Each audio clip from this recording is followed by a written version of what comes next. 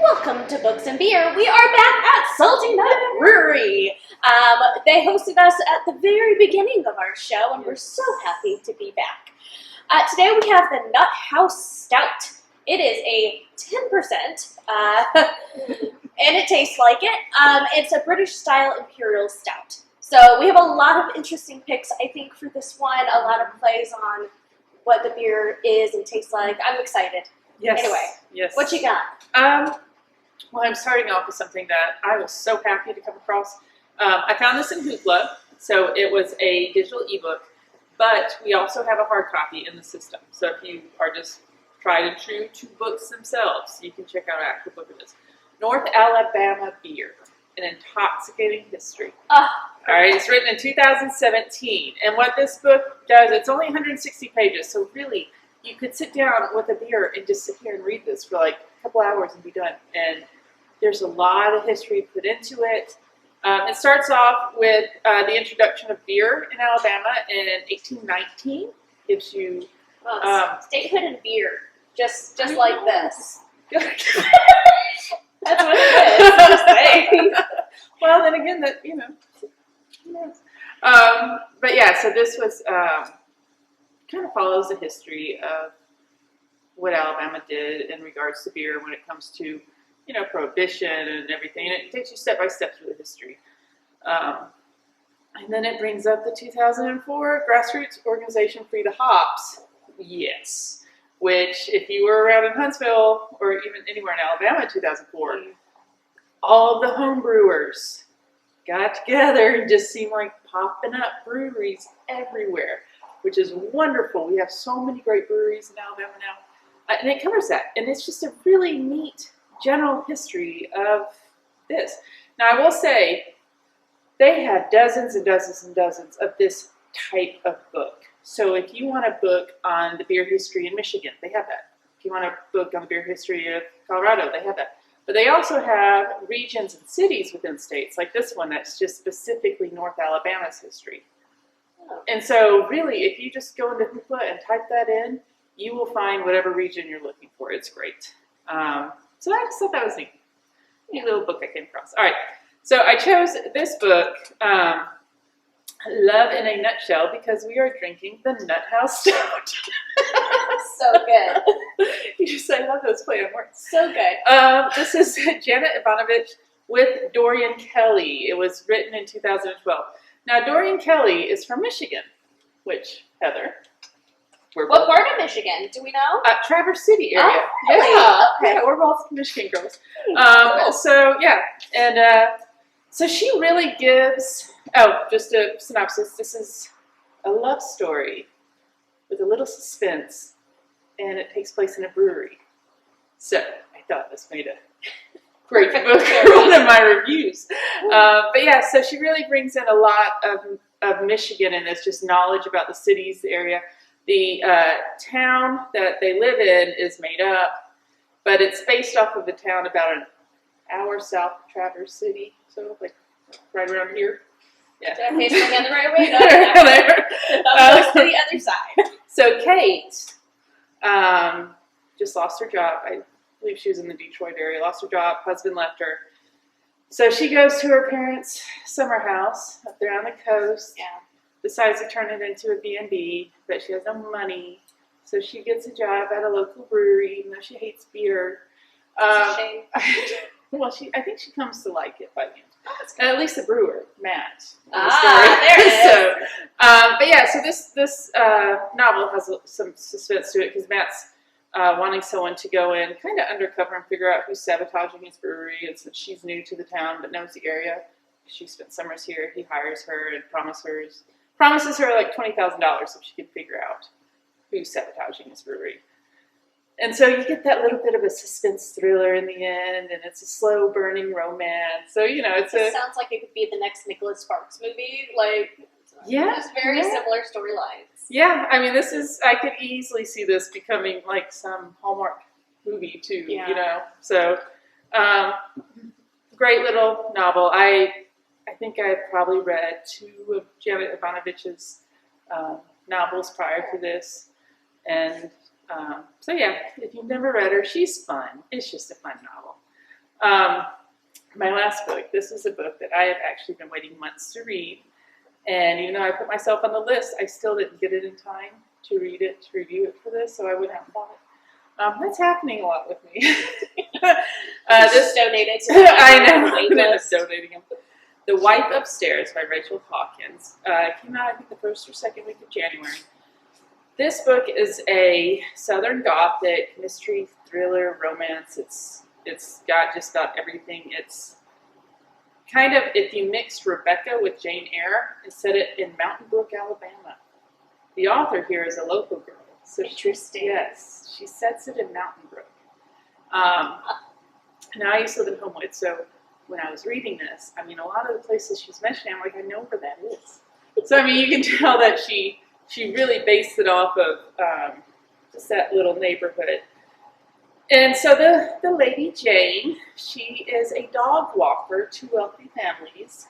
And to supplement her income, she kind of takes things out of the house. And so instead of like taking one, or she'll take like one diamond earring instead of both of them. So it looks like they think they just lost it. Yeah. But she does that to supplement her income because she's new to Alabama and just trying to get by. And she ends up running into Eddie Rochester. Eddie. And so he's wealthy, he's widowed, and he's handsome. She ends up, pursuing him, and he's pursuing her. And then the relationship snowballs really fast. She moves in. And, of course, the title, The Wife Upstairs, gives you that idea that, like in Jane Eyre, you're hearing things, you're sensing something's off. But everything's perfect. It's Mountain Brook. Eddie's a rich, wealthy, handsome man, The story is told in three perspectives. Jane, Eddie, and then B, who is Eddie's, what you believe to be deceased wife. And then you come to realize that there's a lot of things in this novel that you might have thought, oh, I see where this is going, and then it just flips it around on you. Ooh. And so what you think you knew in the beginning, you don't actually know. Now, one of the reviews I read called it a debut thriller that puts you in the steps of an outsider, an insider, and an imposter, but which is which. Ooh. And I thought that summed it up great. Really liked the book. I thought it was just very cleverly written. If you like Jane Eyre, which I love Jane Eyre, this goes really close hand in hand. And we also have this book in book form, audiobook form. It is currently on Hoopla for audiobooks. So if you don't want to wait for this, which I think is still a pretty long holds list, you could just get it right off of Hoopla immediately. No wait at all. So, yeah, those are my choices. What did you get? All of mine were in digital form this time. I don't even know how that happened. But these two are Overdrive, and this one I think was Hoopla audiobook. Mm-hmm. I'm really liking the audiobooks from Hoopla, by the way. I can just sit at my desk or in my car and it plays through. I've listened to so many books already this year. So convenient. Just have it on your phone and just sit. And it's playing. Earbuds in. Just put your earbuds. Oh, it's wonderful. It's been great. All of mine have very loose ties to our beer this week. It's the Nut House Stout. So for some reason, that made me think of Foraging. I love that. Foraging has come up so many times in conversation randomly for me recently. Like, I found out my cousin in Michigan has started foraging. I have a couple random friends who've been like, have you tried foraging? And I'm just like, I don't like to go outside, much less go in the woods. So, no, I have not tried foraging. But we have this book on Overdrive called Southeast Foraging, 120 Wild and Flavorful Edibles from Angelica to Wild Plums. And it's by Chris Bennett, who actually is from Alabama. So, and he teaches classes, I think, in Birmingham on foraging. He's like a foremost expert on Southeast foraging. Really cool. Yeah. But he kind of gives you like the ins and outs of foraging, what to do, what not to do, safety involved, because you can't just forage by a cow pasture and expect to not find tainted vegetables and such. He also talks about ethics, so asking people to walk onto their property and forage, not taking all of one kind of food from an area because it throws off the ecosystem. Stuff like that. And he also, the biggest part of this book is a seasonal guide and descriptions of individual plants. So 120 plants he gives pictures, very specific descriptions of, because if you have one portion of a leaf that looks different than what it's supposed to be, it could be bad for you, stuff like that. It was a very interesting book. Like I said, I myself have no intention of foraging, but I have come across a random amount of people recently who do. And if you're interested in a good social distance New Year's hobby, foraging might be for you. Spring coming up. Yeah, good time. There's plenty of things that come up in the spring that you can forage. There you go. So our beer is also a English Imperial Stout. And only my little historian brain could be like, Imperial Stout beer, British imperialism, India, like the progression in my brain. So what I was trying to do was find a kind of a history subject that's kind of outside of my knowledge bank. Mm-hmm. And it's been a while since I've studied imperial British rule across the globe. But there's actually a lot of books, nonfiction and fiction, stuff like mysteries and romances and stuff, that are actually based in India under British rule, under the British Raj. It's a very interesting subject. This one is called The Mountain of Light by Indu Sundaresan. It is on Hoopla, and it is an audiobook. It is very readable, with the exception of the fact that there are so many names. So many names.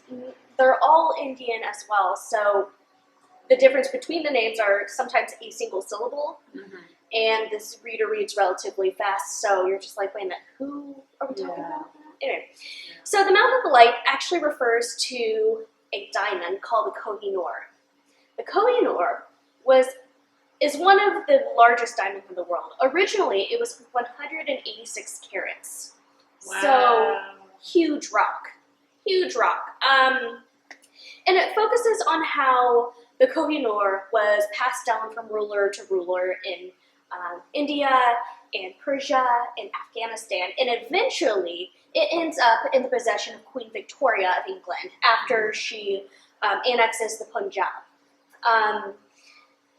And like books like this, you know, owning a diamond is never about owning a diamond when it comes down to different rulers of different countries. It's meaning if you own the Koh-i-Noor, which was found in India, and somehow Queen Victoria now owns it in England, it means English somehow has a certain amount of rulership over parts of India. It's a very interesting book. It really only covers 4 or 5 decades, early 1800s. Okay. And like I said, sometimes the names were a bit hard to keep up with, but overall the history of it was really nice. It read more like a novel. It is a novel, a historical novel, rather than like a straight nonfiction. I think a straight nonfiction would have been vastly less interesting. But hey, I saw British Imperial, India, big diamond, I'll do that, okay. So the Mountain of Light. The last one I have. Our beer this week, it has a lot of different notes. So coffee, chocolate, and I do believe caramel were the 3 descriptors. And you can taste those. Very coffee forward to me. But this is kind of one of those indulgent beers I like to talk about where it kind of tastes a little like dessert. So I did pick an indulgent Highland romance for us. It is called Plaid to the Bone by Mia Marlowe. Gotta love those Scottish romances. Gotta love those Scottish romances. If not for the titles alone, I don't think I would even read these books if it weren't for their titles. Is he shirtless? He is shirtless. Of course. Yes, of course. Except he's showing his back with a sword. I have yet to see but he's wearing a kilt. So, so this book has, this is set in the 1300s, so very early Scottish, around Bruce time period. It has 2 clans, the Camerons and the Grants. And they're trying to broker a peace between the clans to stop warring. So they decide to marry 2 of their prominent people. So you have Kate Grant marrying Adam Cameron. Well, the big twist is, as soon as they're married, Kate is supposed to kill Adam. And, you know, they're supposed to take over the Cameron clan. And, you know, stuff ensues. There's some steamy things that happen. And she, ends up falling in love with her own husband. It's horrible. She can't kill him. And this is the first one. It's a precursor in a series called Spirit of the Highlands. Please let me tell you what the other two titles are. Yes. Plaid Tidings and Once Upon a Plaid. And, and I'm telling you, like, you can't make these things up. I don't think I could be this clever about Scottish romance titles. I think they were sitting around drinking this 10% Imperial Stout when they're coming. And they were just like, you know what? We should name this book with plaid in the title.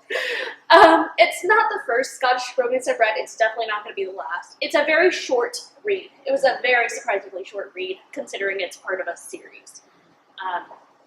Yeah, those are my books. Something history, something hobby-ish, and something indulgent. Well, we both got local books. Local books, yep. So that's... Oh, and she's local. Maybe Yeah. We like our local authors. Our local people. Yeah. But thank you to Salty Nut Brewery. We love coming here. And if you haven't already, please go subscribe to the YouTube channel for the library. And we'll catch you next time.